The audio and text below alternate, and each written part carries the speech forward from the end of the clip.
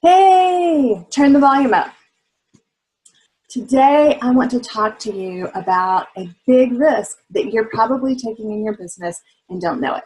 And if you can mark this one off as something that you've already taken care of, then congratulations. It's a good week. You can just go on without worrying about this legal issue. This comes to mind because I have just helped a business through this exact situation. Now, this has to do with your independent contractors.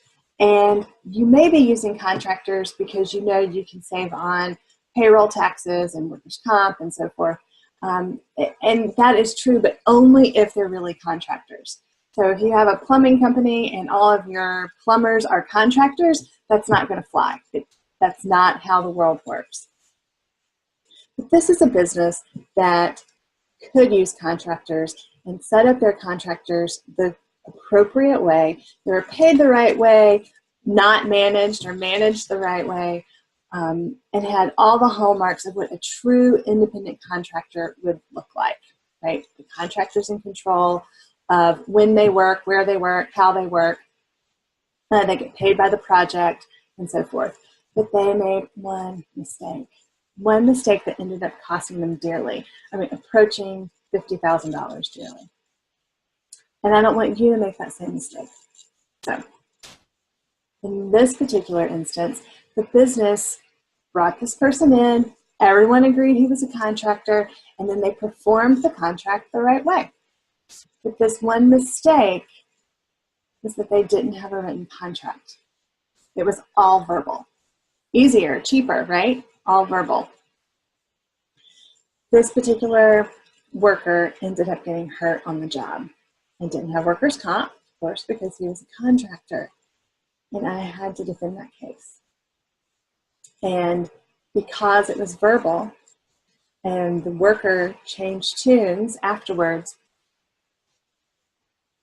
we ended up losing the bulk of that case. Now, many things went right, and we saved the business, $80,000 because of other things we did in the case. But it still cost them a lot of money. And what they could have done, the one mistake, was that they didn't have a written contract. And this is an industry that uses contractors. It is an appropriate situation for independent contractors, and they just went about with a verbal gentleman's agreement. Your handshake is your word. And I wish the world still worked like that, but it doesn't.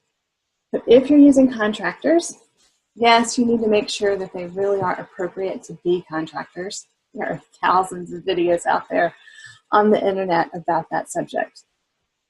If they should be contractors, just get a contract. And don't copy one from your buddy that's in a similar business.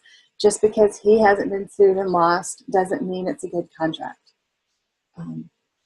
Get an attorney to write you a form agreement that you can use over and over again to protect you, like I wish this company had been protected. Then there's another step that comes later. That'll be the subject of next week's video. So I hope you found this helpful. Get a contract. I'm Melissa Malcolm, the teaching attorney. It's my mission to keep businesses from getting sued and give them great defenses when they do get sued. So I hope you'll take my advice. If you have questions, just put them in the comments below or send me a direct message. Thanks. Have a good week.